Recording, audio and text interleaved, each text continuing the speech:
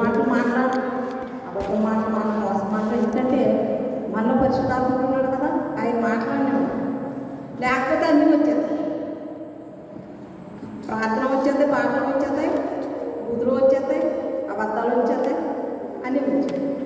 కాబట్టి ప్రియమైన దేవుని బిడ్డలారా, పరిశుద్ధాత్ముడు మనలో ఉన్నాడా లేదా మనం తెలుసుకోవాలి. అపోస్తలుల కార్యం 1వ అధ్యాయం నుంచి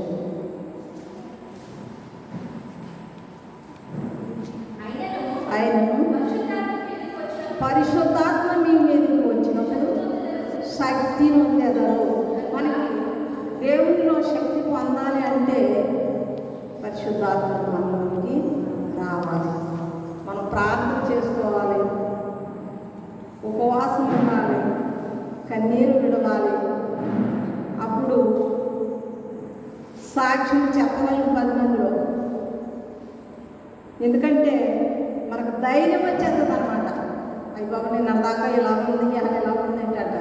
అందుకే నూతన హృదయమును మీకు ఇచ్చేదను, నూతన ఆత్మను మీకు ఇచ్చేదను అని దేవుడు అన్నాడు. అప్పుడు సర్వసత్యంలోనికి ఆయన మనం నడిపించి మనము మన జీవితం గురించి సాక్ష్యం చెప్పడానికి ధైర్యం వచ్చేది అనమాట. మామూలుగా ఉన్నప్పుడు చెప్పగలుగుతాం మనము. దేవుని శక్తి వచ్చిందనుకో మన మనసులో ఇంకేమో ఏం దాచుకోలేము. ఇంకా దేవుని ఎదుట సమస్తము కూడా కుమ్మరించేసుకుంటాం, చెప్పేద్దాం అనమాట. అందుకే మనలో ఏముంటుంది, అప్పుడు సత్యం ఉంటుంది అనమాట. అప్పుడు మనం సాక్ష్యం చెప్పడానికి శక్తివంతులం అవుతాము, శక్తి పొందుతాం అన్నమాట. ఎక్కడ లేని బలవంతం వచ్చేద్దాం అనమాట దేవుని వల్ల. కాబట్టి యోహాను సువార్త 14వ అధ్యాయం 16వ వచనం చూడమ్మా.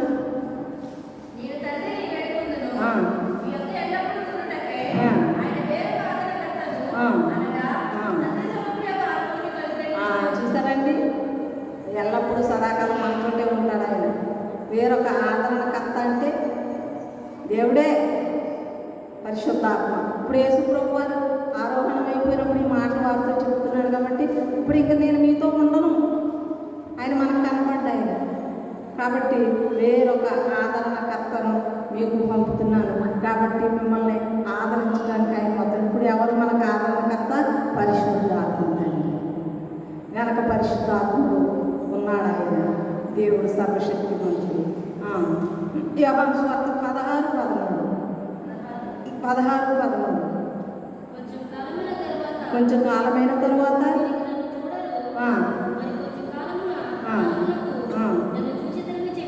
చెప్పాడు. కాబట్టి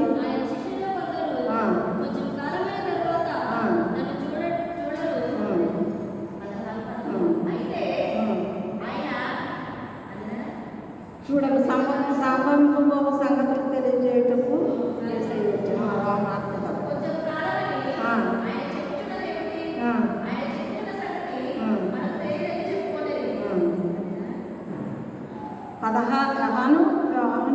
యోహాను సువార్త 16:13 చదివేశామా?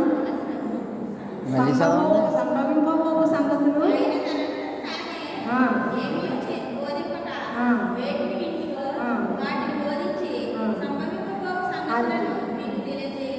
Very good. సంభవింపబోవు సంగతులను మీకు తెలియజేయటకు. మరి యోహాను గారు పద్మాసు దీవుల్లో పడేసినప్పుడు మరి ప్రకటన గ్రంథం అంతా ఆయన రాశారు. ఎవరు రాశారు? పరిశుద్ధాత్మ తండ్రి ఆయన రాయించారు. దేవుడు కనపడ్డాడు, ఆయనకి కనపడలేదు. పరిశుద్ధాత్ముడు ఆయన రాయించాడు అన్నమాట. అలాగే మీకు నేను కనపడతాను కొంతకాలం కనపడ్డాడు ఆయన, మన మధ్యలో ఉన్నాడు ఆయన. తర్వాత ఆయన ఆరోహణం అయిపోయిన తర్వాత మీకు కొంతకాలం కనపడతాను, కొంతకాలం మీకు కనపడదు. కాబట్టి సంభవింపబోవు సంగతులన్నీ కూడా ఎవరు రాశారు? యోహాను. పరిశుద్ధాత్మ తండ్రి యోహాను గారి చేత మనకి సంభవింపబోవు సంగతులు అంటే రెండవ రాకడ వచ్చినప్పుడు మనకి ఏమి సంభవిస్తాయో వాటన్నిటినీ కూడా యోహాను గారి చేత ప్రకటన గ్రంథం అంతా కూడా రాయించారు. ఆ ప్రకటన గ్రంథం చదవాలంటే అర్థం ఎలా చదవాలంటే దాన్ని ఉపవాసంతో చదవాలి. ఉపవాసం పరిశుద్ధాత్మ శక్తి ఉంటేనే అది అర్థమవుతుంది, లేకపోతే ఏదో కచ్చిగా ఉంటుంది అన్నమాట. అంత కఠినంగా ప్రకటన గ్రంథాన్ని సంభవింపబోవు సంగతులు రాయించాడు. కొన్ని సంభవించేసినాయి, అప్పుడే మనకి ఇంకా కొన్ని సంభవింపనై ఉన్నాయి. అందుకని మీరు మెలకువ కలిగి ప్రార్థన చేయండి. దుష్టుడైన అపవాది దొంగ వలె మన మధ్యకు వస్తాడు గనక ఏం చేయాలి? మెలకువ కలిగి ప్రార్థన చేయాలి. క్రిస్మస్ వస్తుంది, చేసుకుంటున్నాం పండుగ, ఈస్టర్ వస్తుంది, చేసుకుంటున్నాం పండుగ, ఇంకా మధ్య మధ్యలో అనేక పండుగలు వస్తున్నాయి, చేసుకుంటున్నాం. వాటి వల్ల పండుగల వల్ల మనకి ఏమి ఉపయోగమో లేదు. కనుక మీరు ఏం చేయాలి? మెలకువ కలిగి ప్రార్థన చేయాలి. దుష్టుడైన అపవాది దొంగ వలె మన మధ్యకు వస్తా ఉన్నాడు. ఎవరిని మింగుదునా? ఎవరిని మింగుతాడంటే అపవాది దేవుని బిడ్డలను మాత్రమే అనుకుంటాడు. యేసయ్యనే శోధించాడు. మనమే పాటి వాళ్ళం కనుక మనము యేసు ప్రభువు వారు పరిశుద్ధాత్మ శక్తితో ఉన్నారు కాబట్టి ఆ సైతాన్ని ఎదిరించగలిగారు. ఏమా ఆ పరిశుద్ధాత్మ శక్తి లేకపోతే యేసు ప్రభువు కూడా లొంగిపోతారు కదా. అందుకే మనం కూడా ఈ లోకంలో అనేకమైన సంగతులు మనకు సంభవిస్తాయి కనుక మనం మెలకువ కలిగి పరిశుద్ధాత్మ శక్తితో, అంటే దేవుని వాక్యం చదివినప్పుడు ఆల్రెడీ అది మన హృదయంలో ప్రసరిస్తూ ఉంటాం. మన శరీరంలో, మన హృదయంలో అది ప్రసరించదు. ఏంటి? వాక్యమే దేవుడై ఉండేను, దేవుడి వాక్యం కనుక ఈ వాక్యం చదివినప్పుడు మన హృదయంలో అది మనకి చక్కగా పరిశుద్ధాత్మ సైతాను శక్తులను ఎదిరించగలిగే శక్తి ఎప్పుడవుతుందంటే వాక్యము చదవగలిగినప్పుడే వస్తుంది. కాబట్టి అబద్ధ బోధకులు ఉన్నారు, నిజమైన బోధకులు ఉన్నారు. మనము దేనిని, అది ఏది నిజమైందో ఏది అబద్ధమైందో తెలుసుకోవడానికి ఏం కావాలి? పరిశుద్ధాత్మ శక్తి కావాలి. లేకపోతే దాంట్లో పడతాం మనం.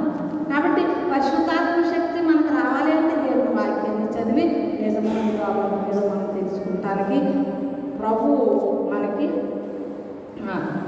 పరిశుద్ధాత్మ అపోస్తుల కార్యములు 5 చదవమ్మా. చదివారు నాకు చదివి శ్యామల చూసారా?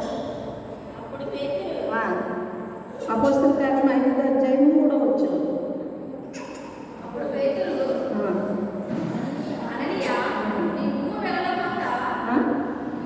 అది కాక అపోస్తుల కార్యం 5వ అధ్యాయం 3వ వచనమేనా?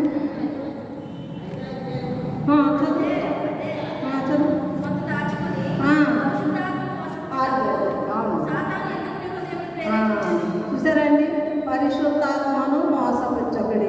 ఎందుకంటే అక్కడ అననీయ సభ్యురాలు ఏం చేశారంటే అక్కడ అపోస్తులందరూ కూడా ఒక నిర్ణయం తీసుకొని వాళ్ళకు ఉన్నటువంటి ఆస్తులు, చరాచర ఆస్తులు, అంటే బాగా ఉన్నవాళ్ళు ఉంటారు కదా, వాళ్ళు ఏమోలేని ఉన్నవాళ్ళు అందరూ కూడా వాళ్ళకి కలిగిందంతా అపోస్తుల పాత్ర యొక్క పెట్టాలని నిర్ణయం తీసుకున్నారు. అయితే అననీయ సభ్యురాలు ఏం చేశారంటే వాళ్ళు కొంత దాచుకుని దేవుడు, ఎందుకంటే వాళ్ళు అపవాది వారిని శోధించింది కనుక. మీరు పరిశుద్ధాత్మను మోసపించుకోవాలి. మనం ఈ లోకంలో ఏది చేసినా దేవునిని మోసపించినట్టుగా అవుతుంది కనుక మనుషులంటే మనం ఏదో పొందుతాం కానీ దేవుని మాత్రం మనం మోసపించలేము కనుక అందుకని పరిశుద్ధాత్మను మీరు మోసపరచకూడదు అని దేవుని వాక్యం సెలవిస్తూ ఉంది. అలాగే ఎఫెసీ పత్రిక 4 ఎఫెసీలకు రాసిన పత్రిక 4వ అధ్యాయం 30వ వచనం. చాలు, పరిశుద్ధాత్మను దుఃఖపరచకూడదు. మనం ఏది చేసినా దేవుని దుఃఖపరుస్తాం, దేవుని పరిశుద్ధాత్మను దుఃఖపరుస్తాం. పరిశుద్ధాత్మను మోసపరచకుడి, పరిశుద్ధాత్మను దుఃఖపరచుడి. ఎల్లప్పుడూ పరిశుద్ధాత్మ పూర్ణులై ఉండు. ఎఫెసీ 5:18. ఎఫెసీ 5:18.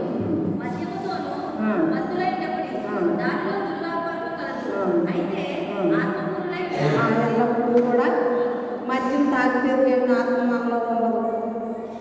పురుషులకు మరి మద్యం తాగి దేవుని సన్నిధిలో దేవుని ఆత్మ నిలవదు. ఎందుకంటే దేవునికి అది విరోధం కనుక.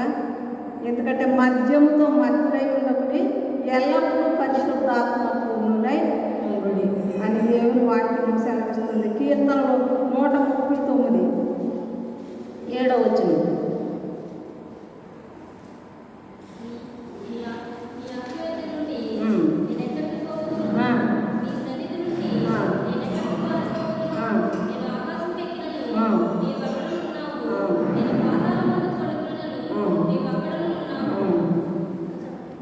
సరిపోతుంది. ఇక్కడ ఏమంటున్నాడంటే దేవుడు అన్ని స్థలాల్లోనూ ఉంటాడు. ఆయన మందిరంలో ఉంటాడు, బయట ఉంటాడు, ఆకాశంకి ఎక్కిన ఉంటాడు, పాతాళం పట్టుకున్న ఆయన ఉంటాడు. కాబట్టి మనం ఏది చేసిన దేవునికి తెలిసిపోద్ది కనుక ఆయన ఆ తాకు చోటు నీవే అంటాడు దావీదు. మనం ఏది చేసిన దేవునిలో ఆయనే దాచేవాడు కాచేవాడు కూడా ఆయనే కనుక ఆయనకి మరుగైంది, మనుషులకు మరుగవుతుంది కానీ దేవునికి మాత్రం ఎంత మాత్రం కూడా అన్ని స్థలములలో కూడా ఉన్నటువంటి దేవుడు ఆయన మరి కీర్తనకారుడైనటువంటి దావీదు చెప్తా ఉన్నాడు. 1 కొరింథీ పత్రిక 2వ అధ్యాయం 10వ వచనం.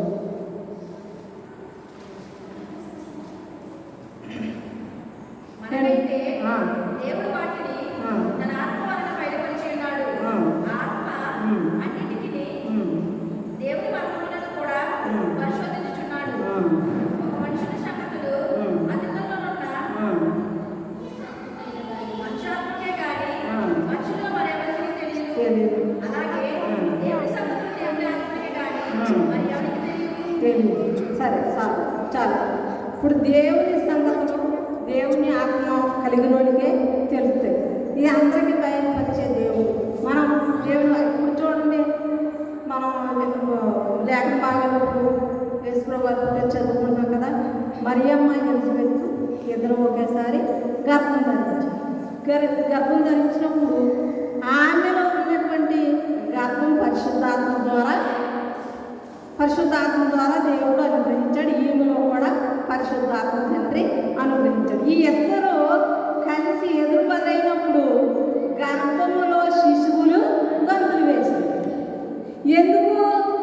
అక్కడ పరిశుద్ధాత్మ ఉంది, ఇక్కడ పరిశుద్ధాత్మ ఉంది. అలాగే మనం కూడా దేవుని ఆత్మ కలిగి ఉన్నట్లయితే మనం కూడా ఒకరినొకరు మాట్లాడుకున్నప్పుడు మనలో మన హృదయంలో ఆత్మ గొంతులు వేస్తాయి అన్నమాట. ఆ సంతోషమే దేవుని పిల్లలతో మాట్లాడినప్పుడు, దేవుని సేవకులు మాట్లాడినప్పుడు, నిజంగా దేవుని వాక్యానుసారంగా మాట్లాడినటువంటి సేవకులు ఎవరైనా వచ్చి మరి బోధించినప్పుడు మన హృదయం ఎలా ఉంటుంది?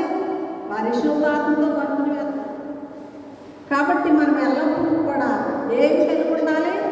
దేవుని ఆత్మ కలిగి ఉండాలి. ఈ దేవుని ఆత్మ కలిగి ఉన్నప్పుడు మనం ఎలా ఉంటాము? సర్వ సత్యములోనికి నడిపించబడతాము. కాబట్టి ప్రియమైన దేవుడు ఉంటారు. ఈ క్రిస్మస్ దినాలు మనం ఆత్మ కలిగి దేవుని ఆత్మ కలిగి జీవించి సర్వ సత్యములోనికి మనం నడిపించబడినట్లయితే దేవుని వాక్యం ఎల్లప్పుడూ కూడా మన హృదయంలో ఉంటుంది. అలాగే మరియమ్మ ఎలిజబెత్ పరిశుద్ధాత్మ ధరించబడిన వారి ఆత్మ వారి హృదయంలో ఎలాగైతే గంతులు వేసిందో మన హృదయం కూడా అలాగే గంతులు వేయాలని ఇది నేను కోరుకుంటూ ఈ కొద్ది మాటలు మన హృదయంలో దేవుడు భద్రపరుచుకుంటాను.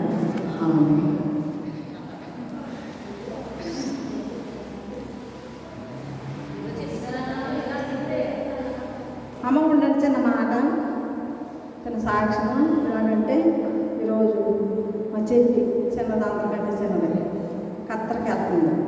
10 గంటలకు బస్సు ఎక్కుతుంది. మరి ఆ బిడ్డ క్షేమంగా అక్కడ చేరుకోవాలని మీ అనుదిన ప్రాంతంలో జ్ఞాపకం చేసుకుని ప్రార్థన చేయండి. మీ అందరికీ ప్రత్యేకమైన వందనాలు.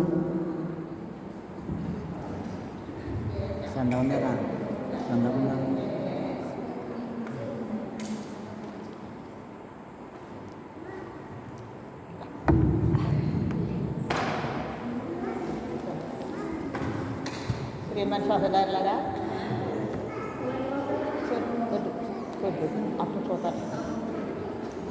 ఈ సంవత్సరమా మన క్రిస్మస్కి స్త్రీలందరూ ఒక నాటికి చెయ్యాలని